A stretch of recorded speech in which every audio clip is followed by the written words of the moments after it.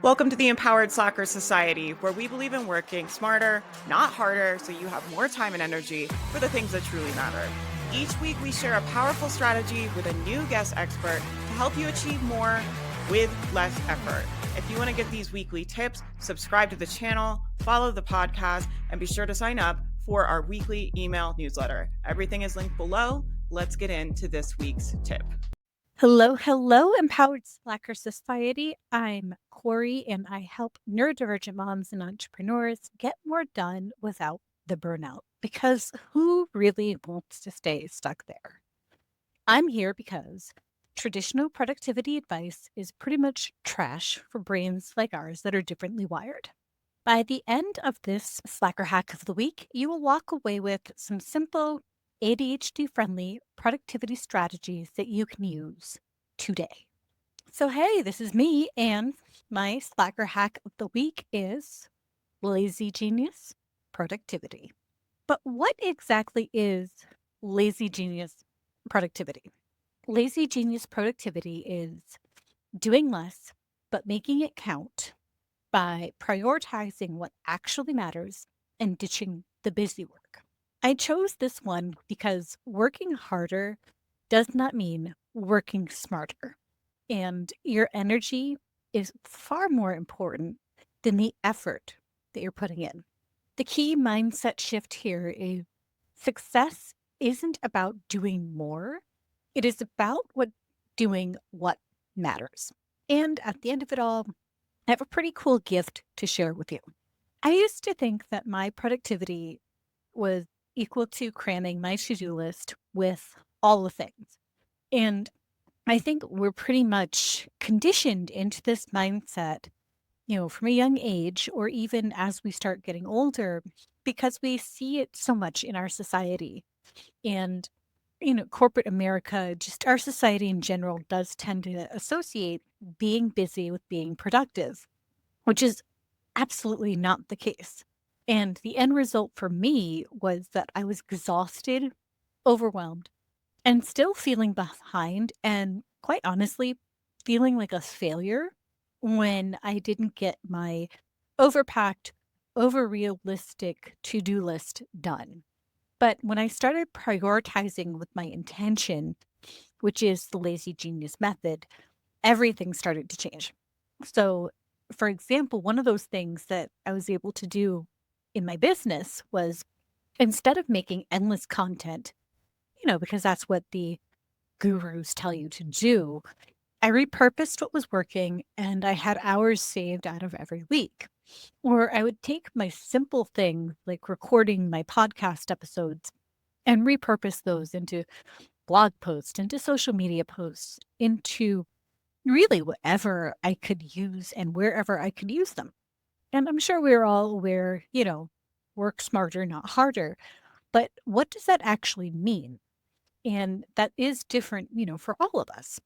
So maybe for you, it looks like batching out your emails and then using those emails because you write some pretty kick-ass emails and repurposing those elsewhere or just reusing them again, just tweak up the wording.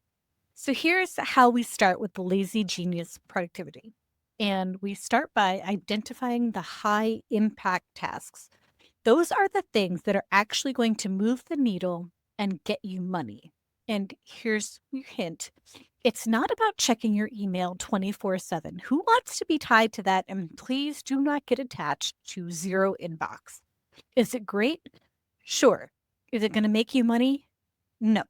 So focus on those revenue driving and high energy tasks first. Those things where it's not going to suck your energy out of you and then leave you completely exhausted or just in a frame of mind where you don't want to do anything, but you need to. So do those things first. And then everything else on your list, it's a bonus, not a priority. And I will repeat that. Everything else that is on your to-do list after those high impact tasks is a bonus, not a priority.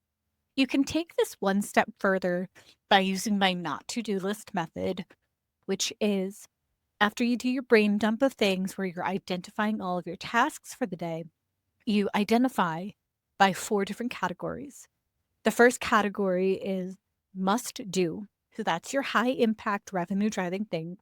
The second category is would be nice to do. So those are your bonus things that, you can, if you have time to do them today, get them done today. If not, roll them over. Category number 3 is does not need to be done. Because let's face it, there are going to be some things where you might want to do them because it might make you look productive, but in the end, it ultimately does not add up to anything. And then category number 4 is does not have to be done by me. So, what can you outsource? What can you have something like AI do? What can you templatize and automate? Or, if it's something in your household, what can be done by someone else? Because not everything has to be done by you. So, that's my 4th step, not to do list, which helps with identifying those high impact tasks that you actually want to be spending your time on. Tip number 2 is to set your absolute non negotiables. Not all tasks are created equal. Set your key priorities, 3 to 4 of them per day. And if you get through those, you won the day. Celebrate that because that reinforces that this is your productivity and this is you being the badass that you are. Everything else on your list can wait. If you are feeling motivated to do it, get it done. But if you don't get it done, that's okay too. You got the key priorities done. Productivity is not about filling your time with BS busy work. It's about using it intentionally. Tip number 3 is to embrace good enough and to automate. I apologize in advance if I got that Cyndi Lauper song stuck in your head from the Goonies because it just popped into mind. But here's the 3-step good enough automate. Number 1, remember that done is better than perfect. More often than not, perfectionism is just another form of procrastination. And it reminds me of this quote that I've seen often. It says, perfectionism achieved not when there is more to be added, but when there's nothing left to be taken away. And honestly, perfectionism is one of those things that has kept me stuck in analysis paralysis and decision fatigue. And then that constant cycle of, well, I just need to do this or I just need to do that. So instead of being stuck in those, I should or I could, it's like, no, screw it. It's done. If I need to tweak it later, I will tweak it later based on the data that it's coming in. Tip number 2 for the embrace the good enough and automate is to automate. So use templates and automation and batching to cut your work in half. Now, I understand too that batching is not for everyone. Not everyone enjoys doing it. However, if you pair it with, your habit stacking, or if you pair it with like a dopamine boosting activity, your batching is going to get done in so much time. Like one of my favorite things to do is to record my reels in one go or to create my pins in one go. And if I'm creating pins or something else that's in Canva, I have one of my rocking playlists on in the background. It's high energy. I'm more often than not dancing in my seat. No one sees me. I really don't care if they do anyway. But that's how I get that boring, mundane, repetitive stuff done that needs to get done, or at least needs to get done by me because I don't have a team yet. And ultimately, the goal here is ease, not exhaustion. You don't win any badges of honor or any, extra recognition by burning out yourself into the ground and saying, "Oh, look at me, look how much I've done," but then feeling absolutely exhausted in the end. That is not the goal. The goal is to make things easier. I can probably hear you saying, I feel guilty for doing less. And yeah, I was there too. But here's your truth bomb. More tasks do not equal more success. Okay? Most successful people are doing less, but they're doing them better. So think about how you can do that too, either by using some of these tips that we've already talked about, or, by adapting them to fit your needs. And give yourself permission to drop the shoulds and the woulds and the coulds and focus on what moves you forward and what makes you money. Because at the end of the day, you are running a business to make money. Or, at the end of the day, your kids, they're going to remember the mom or the dad who was present, not perfect. So these are my final thoughts for you. Write these down. Number one, you don't need to be constantly busy to be successful. Productivity is about strategy, not suffering. And give yourself permission to work less while achieving more. And that, my friends, is how you work smarter and not harder.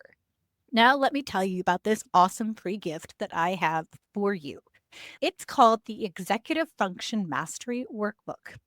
It helps you work with your brain and not against it by implementing ADHD-friendly time management and task prioritization strategies. Because let's face it, and as we said at the beginning, all of that traditional productivity and time management stuff is trash advice for differently. I also look forward to staying in touch with you. If you need to get a hold of me, you want to contact me, feel free to hit me up on Gram or on Threads.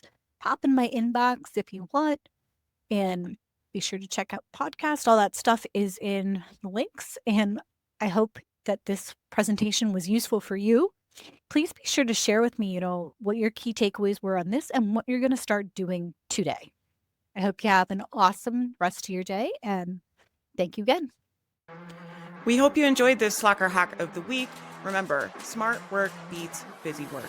Until next time, stay empowered, stay slacking. If you want to do a good deed of the day and help us grow the channel and bring you even more amazing content, leave us a comment, subscribe, leave us a review, do all the things. We'll see you guys next time.